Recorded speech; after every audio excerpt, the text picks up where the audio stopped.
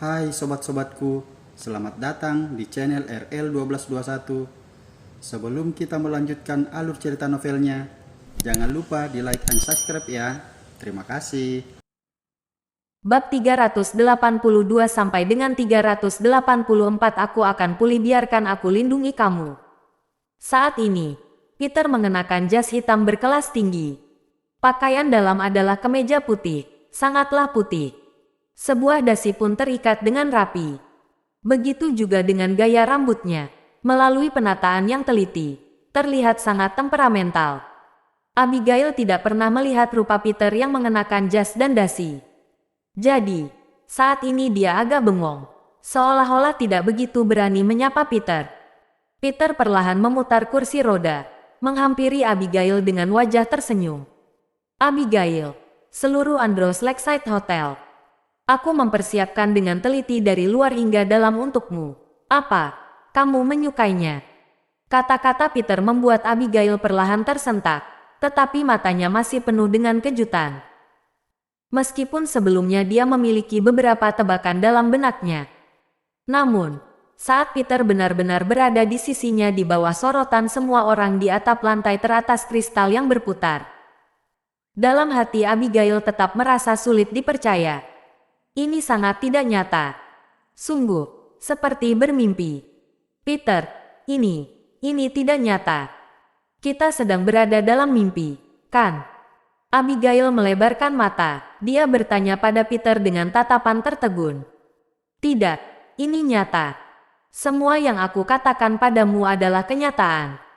Aku pernah berjanji padamu dan akan mengubahnya menjadi kenyataan. Aku sudah bilang akan menyatakan cinta terhadapmu pada tanggal 9 di lantai teratas hotel ini. Aku pasti akan menepati janji. Peter berkata sambil menghampiri Abigail. Abigail menutupi bibir merah yang lembut. Seluruh tubuhnya seperti orang bodoh. Dia hanya termenung menatap Peter tanpa sepatah kata. Peter perlahan mengulurkan tangan ke dalam pelukan, seperti ingin mengambil sesuatu. Setiap kata yang aku katakan padamu berasal dari lubuk hati. Aku bilang mulai saat ini, tidak peduli apa yang terjadi, kamu adalah satu-satunya yang aku cintai. Tidak ada penipuan dalam kata-kata ini. Selama 2 tahun ini telah menyusahkan kamu. Peter berkata sampai di sini, Abigail tiba-tiba tidak bisa menahan air mata.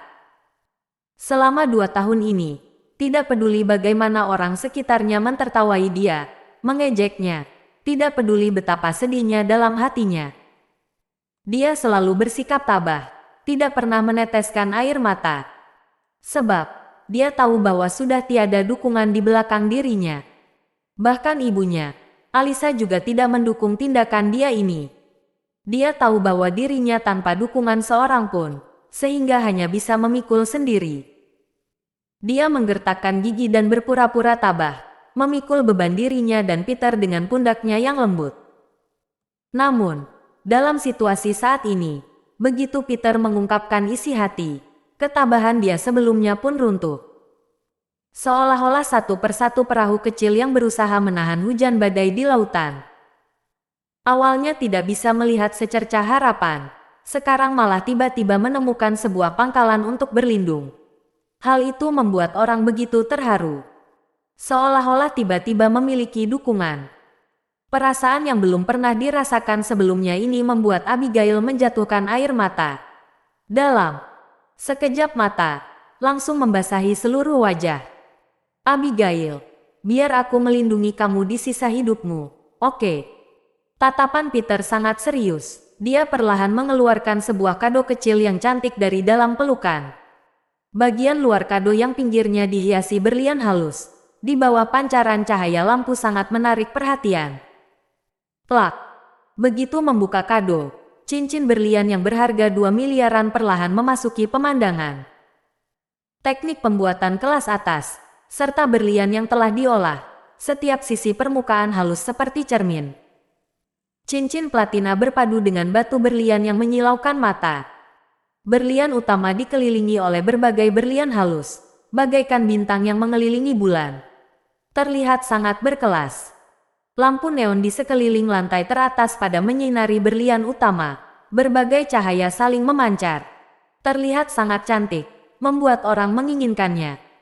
Kebanyakan wanita tidak berdaya tahan terhadap benda berbinar semacam ini. Bahkan, Abigail juga tidak tak terkecuali. Saat melihat cincin ini, air mata Abigail berhenti mengalir. Kemudian, matanya terbelalak dan penuh dengan kejutan. Pada saat yang sama, Abigail juga teringat panggilan dari Judith itu. Peter benar-benar membeli cincin berlian. Selain itu, dia menghadiahkannya kepada Abigail. Hanya saja Peter tidak mengeluarkannya. Dia hanya ingin memberikan kejutan padanya saat ini. Saat ini, Abigail barulah merasa sepenuhnya lega. Abigail, biar aku lindungi kamu, oke? Peter perlahan mengangkat cincin berlian, lalu menyerahkan kepada Abigail. Meskipun saat ini dia tidak berlutut, ekspresinya sangat tulus. Pada saat yang sama, cahaya di lantai teratas ini berubah lagi. Kelopak mawar melayang jatuh dari udara. Musik yang berbunyi di seluruh hotel juga ikut berubah. Suasana seluruh hotel mencapai titik puncak. Alun-alun di luar hotel, Carlo dan ayahnya, serta mendekati ratusan tokoh terkemuka yang mereka diundang. Beserta beberapa media di kota Mandala dan banyak warga kota yang datang untuk menonton kesenangan. Ditambah dengan semua anggota keluarga Carmine, orang-orang di tempat berjumlah ribuan orang. Saat ini, ribuan orang ini semuanya mendongak ke arah atap kristal berputar yang tinggi itu. Meskipun mereka tidak bisa melihat orang-orang di atap dengan jelas, mereka bisa melihat sepertinya upacara menyatakan cinta sudah mulai. Mereka juga bisa mengenali wanita yang berpakaian biasa itu adalah Abigail. Hanya saja, bukankah orang yang menyatakan cinta pada Abigail adalah Carlo? Akan tetapi, sekarang Carlo berdiri di bawah dan terhalang di luar hotel. Semua orang tidak mengerti apa sebenarnya yang terjadi. Kenneth mengeluarkan ponsel dirinya, lalu membuka fitur memperbesar dengan kamera, setelah menyetel ke pembesaran maksimal, seperti sebuah teropong. Dengan begitu, dia benar-benar bisa melihat dengan lebih jelas. Nek, kenapa aku merasa sepertinya orang itu adalah Peter? Kenneth melebarkan mata dan tidak tahan bergumam. Apa kamu sudah gila? Janet memelototi Kenneth, lalu juga menghampiri untuk melihatnya. Fokus kamera ponsel yang diperbesar agak buram, tetapi masih bisa melihat dengan jelas. Orang yang menyatakan cinta terhadap Abigail itu sepertinya duduk di kursi roda. Orang yang menyatakan cinta terhadap Abigail duduk di kursi roda. Selain Peter yang duduk di kursi roda, mereka tidak bisa memikirkan orang lain yang menyatakan cinta pada Abigail dan tidak mendapat penolakan darinya. Ini Apa ini kenyataan? Semua anggota keluarga Carmine melebarkan mata dan bergumam dengan agak bingung. Mereka lebih percaya dengan matahari yang terbit dari arah timur. Mereka tidak percaya bahwa Peter mampu merebut hotel dari tangan Carlo dan mengadakan upacara menyatakan cinta yang begitu menggemparkan. Ini, aku tetap merasa mustahil. Mungkin orang lain. Janet mengerutkan kening dan terdiam sejenak. Dia tetap saja bersikeras tidak percaya. Semua anggota keluarga Carmine saling melirik dan pada bungkam. Saat ini, mereka juga tidak bisa memastikan apa yang telah terjadi. Di kejauhan, dalam sebuah mobil hitam biasa, Damian mengendarai mobil, sedangkan Oscar duduk di belakang. Melalui jendela mobil, dia melirik ke arah atap hotel. Teropong militer di tangannya bisa melihat adegan di atap dengan jelas. Tentu saja, dia juga bisa melihat adegan di mana Peter menyatakan cinta pada Abigail dengan jelas. Panglima benar-benar perhatian terhadap Abigail. Oscar perlahan menyimpan teropongnya dan tidak tahan berseru. Kak Oscar, hal yang tidak aku mengerti adalah kenapa tidak menjalankan sesuai perencanaan awal. Biar semua anggota keluarga Carmine dan orang-orang di luar itu untuk melihat rupa Panglima. Damian kurang mengerti. Dia tidak mengerti kenapa Oscar mengatur seperti ini. Sebab, Oscar tertegun sejenak, lalu berkata, dengan segera, Panglima sudah bisa berdiri. Begitu mengatakannya, Damian tiba-tiba melotot mata kaget. Dia menatap Oscar dengan tatapan yang antusias. Kak Oscar, apa benar? Panglima akan segera sembuh. Dia bisa meninggalkan kursi roda. Damian lebih antusias dari siapapun dan tidak berhenti bertanya. Tentu saja, Panglima tidak akan berbohong dalam hal semacam ini. Jadi, saat-saat penting seperti ini, aku rasa kamu bisa mengerti maksudku. Damian berbicara sambil menoleh ke arah ribuan orang di luar melalui jendela tertutup. Dia tidak menyangka bahwa hal ini akan menimbulkan kehebohan sebesar ini. Ternyata menarik perhatian sekian banyak media. Aku mengerti. Menyusuri arah tatapan Oscar, Damian mengangguk dengan keras. Apabila Peter sembuh, maka akan terjadi perubahan besar. Dalam masa terpenting ini, Peter mesti tidak boleh menarik perhatian dari Dedi di Sinberia.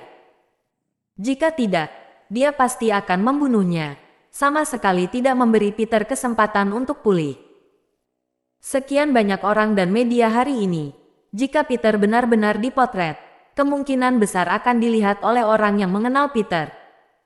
Berdasarkan kekuatan dan kemampuan Dedi, sekarang, mungkin dengan segera akan menemukan lokasi Peter, lalu bertindak padanya.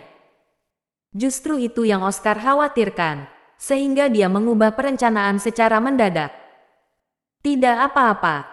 Keajaiban ada di detik-detik terakhir.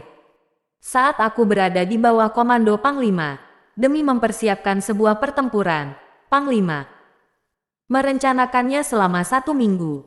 Jadi, aku memiliki kesabaran yang cukup. Ada saatnya mempermalukan mereka.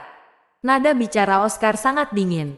Kemudian, dia sekali lagi mengangkat teropong, melihat ke arah atap. Saat ini, suasana di atap sangat romantis. Peter tidak membiarkan orang lain untuk mengganggu mereka, sehingga seluruh atap hanya mereka berdua. Air mata Abigail mengalir deras, seolah-olah mengalirkan kesedihan selama 2 tahun terakhir. Sementara itu, Peter masih mengangkat cincin, menunggu dia dengan sabar. Selama 2 tahun ini, Abigail selalu menjaga dia tanpa keluh kesah. Memang kenapa kalau Peter menunggu beberapa saat ini? Peter, kamu kejam sekali. Kenapa kamu boleh membiarkan aku memikul hal-hal itu sendirian? Kamu tidak tahu berapa kali orang melecehkan dan memfitnah aku di belakang. Apa kamu tahu berapa kali aku memijat untukmu sambil meneteskan air mata? Kamu tidak akan tahu bahwa aku tidak berharap kamu untuk menjadi kaya atau berkemampuan. Aku hanya ingin kamu menjadi seorang yang sederhana dan menemani di sisiku. Saat ini, Abigail melampiaskan berlapis-lapis kesedihan dalam hati. Namun, dia berkata seperti itu justru membuktikan bahwa Peter memiliki posisi yang sangat penting dalam hatinya. Dia merasa Peter harus bersamanya, memikul kewajiban keluarga. Hal ini membuktikan bahwa sebenarnya dia sudah mengakui Peter. Hanya saja dia enggan mengatakannya. Maaf, semua ini datang agak terlambat. Tangan Peter agak bergetar, lalu menatap Abigail sambil berkata dengan serius. Aku hanya ingin menggunakan sisa hidupku untuk menebus dan membalas kebaikanmu. Peter menarik napas dalam-dalam, lalu sekali lagi menatap Abigail dengan serius. Kamu tidak perlu membalas kebaikanku. Kamu sama sekali tidak berutang padaku. Abigail menarik napas dalam-dalam sebanyak beberapa kali, lalu menyeka matanya dengan lengan. Baju, dia sedang menenangkan diri. Aku agak letih, pulang dulu. Saat Abigail menggertakkan gigi saat mengatakan itu, meskipun dalam matanya agak ragu-ragu. Abigail. Peter segera memutar roda ke depan, mencengkeram telapak tangan Abigail. Dia tahu bahwa Abigail sedang membohongi diri sendiri. Jelas dia juga memiliki perasaan unik terhadap Peter. Peter, lepaskan tanganku. Kita ditakdirkan tidak akan bersama. Aku tidak tahu bagaimana kamu merebut kesempatan ini dari Carlo. Tapi, bagaimanapun, nenek dan paman tidak akan menyetujui aku menikah denganmu. Apa kamu mengerti? Abigail agak menggigit bibirnya, lalu berkata terhadap Peter. Peter mengangguk ringan, tentu saja dia tahu. Meskipun saat ini keluarga Karmin lemah, setidaknya masih keluarga terkemuka di kota Mandala. Bagaimanapun, mereka tidak akan menerima seorang menantu yang duduk di kursi roda. Apalagi, berdasarkan kecantikan Abigail, meskipun tidak menikah dengan Carlo, sembarang keluarga yang berkuasa di kota Mandala pun lebih baik berkali-kali lipat daripada Peter. Jadi, bagaimana mungkin keluarga Karmin melepaskan kesempatan ini, membiarkan Abigail menikah dengan seorang yang cacat dan tanpa latar? Abigail, apa kamu percaya padaku? Dengan segera, aku bisa berdiri. Kemudian, aku akan menebus kekurangan hari ini dengan berlutut padamu. Aku akan melakukan semua yang telah aku katakan. Aku juga akan melakukan hal ini. Peter tetap enggan melepaskan telapak tangan Abigail.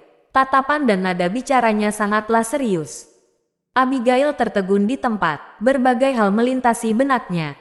Sejak Peter sadar diri, sepertinya apa yang Peter katakan telah menjadi kenyataan. Baik itu membeli mobil atau membeli rumah. Bahkan, dia pernah berkata akan menyatakan cinta terhadap Abigail di Andros Lakeside Hotel pada tanggal 9 ini. Dia benar-benar melakukan semua itu. Peter benar-benar tidak pernah berbohong padanya. Abigail menggigit bibir, lalu perlahan berbalik menghadap Peter. Benarkah? Sekali lagi terlihat keraguan dalam mata Abigail.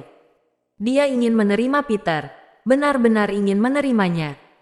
Namun, pada saat yang sama dia juga tahu betapa sulitnya untuk membuat keluarga Karmin menerima Peter yang cacat ini. Jadi, awalnya Abigail berpikir daripada lebih sakit di masa depan, lebih baik sekarang memutuskannya saja dengan kejam. Benar, aku tidak bohong padamu. Dalam tatapan Peter sangatlah serius. Peter, Abigail menatap selama beberapa detik, lalu tiba-tiba tersenyum sambil menggelengkan kepala. Peter, aku berkata jujur, kamu tidak berutang padaku, sehingga kamu tidak perlu merasa berutang padaku dan menebus dengan cara seperti ini. Kamu tidak perlu berbuat seperti ini. Aku juga tidak butuh kamu menebus sesuatu padaku. Sekarang kamu sudah ada uang. Bisa saja mengupah pembantu untuk menjaga kamu. Sebenarnya, dengan begitu, aku juga merasa lega. Kamu juga tidak memerlukanku lagi. Kita. Abigail sedikit menggertakkan gigi dan ingin mengatakan putus. Namun, begitu ingin mengungkapkannya, dia merasa keberatan. Namun, jika Peter hanya berpikir ingin menebusnya, Abigail benar-benar tidak memerlukannya. Dalam hatiku berkata padaku bahwa aku menyukaimu, Abigail. Bukan karena merasa berutang padamu, sehingga membuat semua ini. Peter berkata sambil memegang erat telapak tangan Abigail. Aku. Abigail masih ragu-ragu. Sret. Tepat pada saat ini, Peter mengerahkan tenaga, menarik Abigail ke sisinya. Selanjutnya, menyingkirkan kado cincin. Peter langsung memegang cincin dan mengenakannya secara paksa pada jari tengah tangan kiri Abigail. Tengah jari melambangkan bahwa Abigail sudah ada yang punya. Tidak kelonggaran maupun kesempitan, ukurannya pas-pasan. Apa kamu tiada habisnya berbelit-belit? Aku selalu akan menepati janjiku. Aku bilang mau melindungi sisa hidupmu, maka siapapun tidak boleh menghalangku. Saat ini, Peter yang mendominasi langsung menarik Abigail ke dalam pelukannya. Abigail langsung tertegun di tempat. Dia tidak pernah berpikir bahwa ternyata Peter begitu bernyali, sama sekali tidak memberi kesempatan berbicara. Dia langsung mengenakan cincin padanya secara paksa dan merangkul dia ke dalam pelukannya dengan begitu dominasi. Kamu, milikku, dan hanya bisa menjadi milikku. Peter memeluk Abigail dengan erat. Nada bicaranya sangat mendominasi. Saat ini, Abigail tiba-tiba merasakan semacam perasaan ditaklukkan. Ya, Abigail terdiam sekian lama, lalu mengiyakannya sambil mengangguk ringan. Di bawah hotel, semua orang pada mendongak ke atap lantas teratas. Tidak lama kemudian, sebuah balon udara besar perlahan melambung dari atap hotel. Seluruh balon udara itu berwarna merah, disertai corak bunga mawar. Di atasnya terdapat hiasan lampu neon. Di bawahnya adalah keranjang balon udara yang juga dihiasi lampu warna-warni. Terlihat sangat romantis. Saat ini terdapat dua orang yang duduk di dalamnya. Adegan ini sontak menarik perhatian semua orang di tempat. Keranjang balon udara perlahan melambung. Seiring dengan berbagai kelopak bunga yang jatuh, suasananya sangatlah romantis.